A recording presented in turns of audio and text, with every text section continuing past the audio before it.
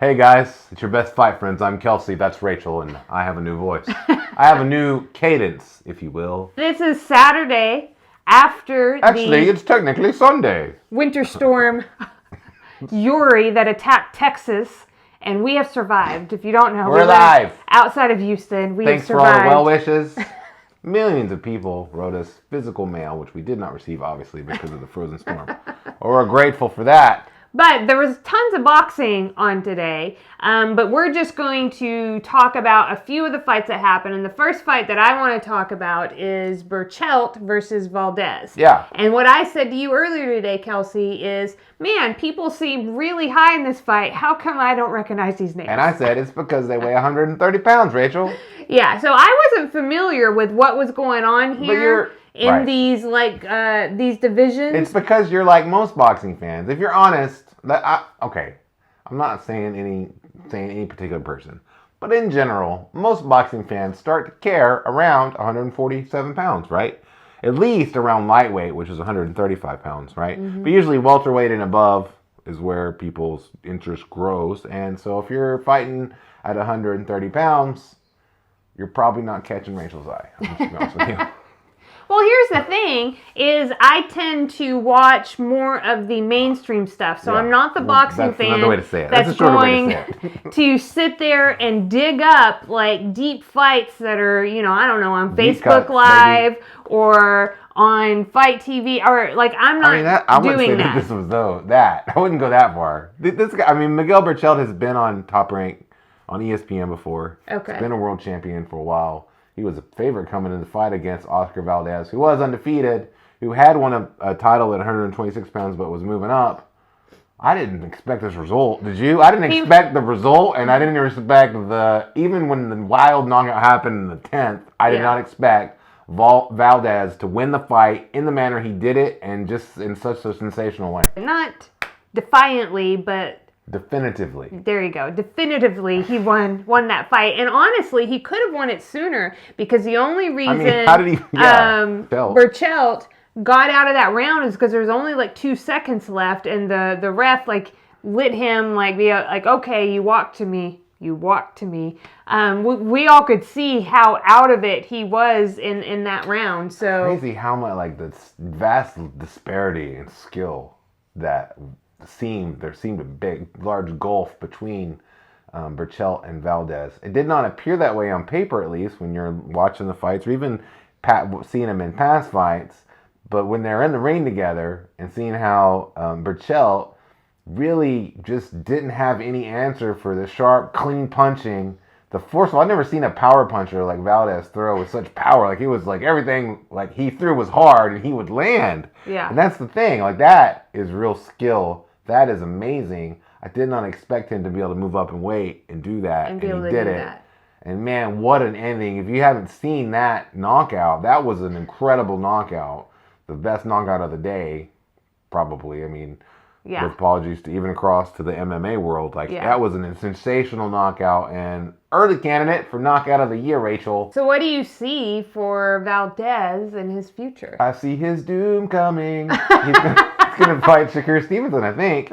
And the difference between Shakur Stevenson, who's also a 126-pound undefeated guy, moving up, who's now fighting at 130. Yeah. The difference is you can't hit Shakur, okay? That's the thing. He can't hit him. Yeah. He's got the best defense in the game. People, he correctly compare him to Floyd Mayweather because he is like Floyd in that Floyd made people miss like that too. Mm. Shakur Stevenson does that too. And I even know of gyms where he's gone and trained at gyms and bigger guys that you would know their names weren't able to hit him. Do you know what I mean? He's that good. Yeah. And so it's going to be, but they're both undefeated. They're both promoted by Top Rank. That's a great fight. I can't wait to see it. We also saw the problem, Adrien Broner, take the stage after, somewhat of a long layoff. Yeah. Heard in his post-fight interview, he came into this fight with $13. Which I love that honesty. I don't love some of the other stuff that he says and does. And I'm come on. We talk about the fight. I was a little underwhelmed, I guess is the right word. So Adrien Broner fought Giovanni Santiago. Apologies if I mispronounced your first name. And it was on my Twitter timeline, I had a wide variety of people who thought different things. Some people were like, yeah, Broner clearly won. Other people who thought Santiago really could have won this fight. And people who thought it was really, really competitive.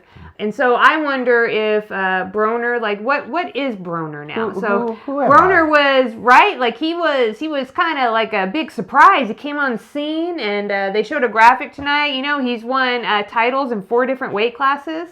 And so he's on, they had him on the board with, you know, Oscar De La Hoya, Floyd Mayweather, Manny Pacquiao, and he's coming in 4th in line there. Come on. I mean, come on.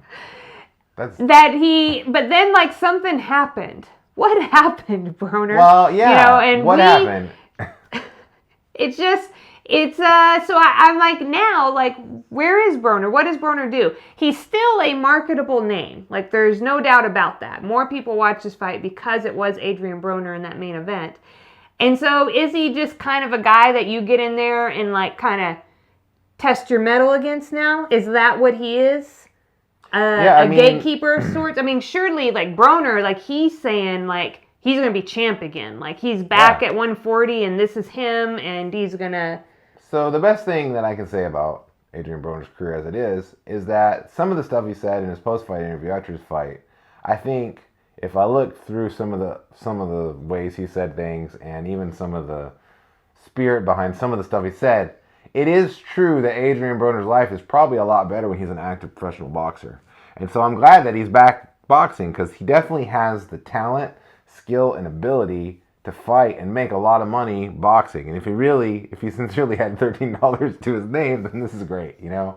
I don't think that he has lived the life of an elite professional fighter for some time, and I think that's shown itself in fights. Mm-hmm. I don't think he has any real chance, unless he completely turned his life around on a dime, which happens very rarely in life, to get back to the level where he could become a legitimate world champion. That doesn't mean he couldn't possibly compete for some illegitimate championships, right? Or even be in fights where some gold was on the line. He's still talented, he's still a good fighter, and he has a name, and that's all you need in the world of boxing to have a career. And the story I make up is that that's good for him, and so in that way I am glad to see him back in the ring. Now I'd like to bring up my list of grievances. Okay, now it's time for a portion of the show we called Rachel's Grievances. Here, and it showed up twice tonight, and I bet there's a lot of people out there that had different reactions. But both Valdez and Broner, in their post-fight interviews, were highly critical of Steve Farhood. Their haters, people that didn't believe in them, like this kind of stuff. And it's a pet peeve of mine. It is a pet peeve. Okay? So, I think when people watch Broner, they're clearly like, oh my gosh, because, like, Broner was, I have to appreciate, like, he was just direct. He was like, Steve Farhood, you're out, bro. I'm done with you. You didn't think I won? I mean, yeah. Like, you thought I lost most of those rounds? Like, whatever. He was very, like, I'm done. And the guy interviewed him. He's like, I'm good with you. I'm good with you. But he said it in a more Broner way. Yes, there was some other language and whatnot. But what I thought was interesting was when Valdez was interviewed, first of all, Bernardo Osuna, like, started the interview with, hey, Valdez, what do you have to say to all the people who didn't believe in you? And I was like, what? Come on, Bernardo, bro. Like, what is that? Like, I don't understand that kind of, like, I mean, I do understand the focus or mentality. It's a pet peeve of mine, and let me explain why, okay? Valdez, right? I'm sure that Valdez, in his own personal life, watches sports. I'm sure that when he watches sports, he doubts that one team's going to win or that one fighter's going to win, and he thinks that the other team is or the other fighter is. That is a normal part of sports watching. So when people were getting ready for this fight and they were like, okay, I got all the stats, I've got their previous fights, and this is what everything points to, now I'm really excited to watch the fight. Let's see what happens. Just because they thought, you know, because he was like, boxing analysts thought I was going to get knocked out or whatever.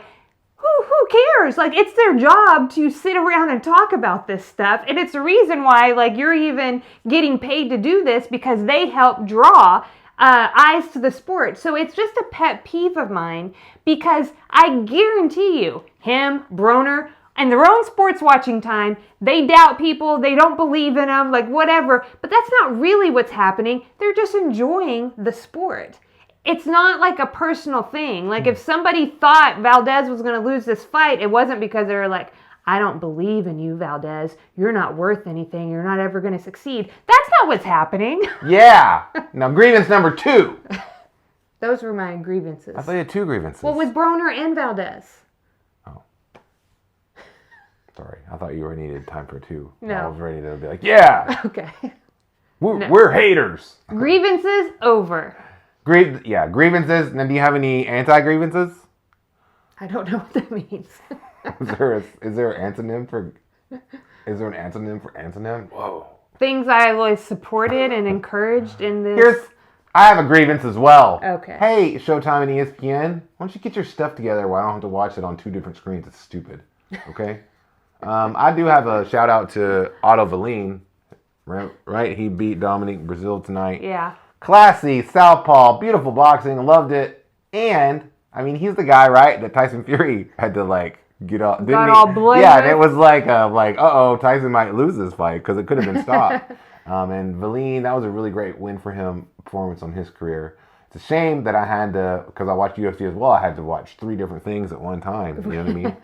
I should get one of those Apple Watches. I'm like trying to watch all of it at the same time. But I am grateful that we get to watch all the Hey, combat we're sports. Grateful we have power so that we can watch stuff today. That's for real. That's for real. So, yeah. Thanks for watching the show. I'm Kelsey. That's Rachel. And Real Road Travel.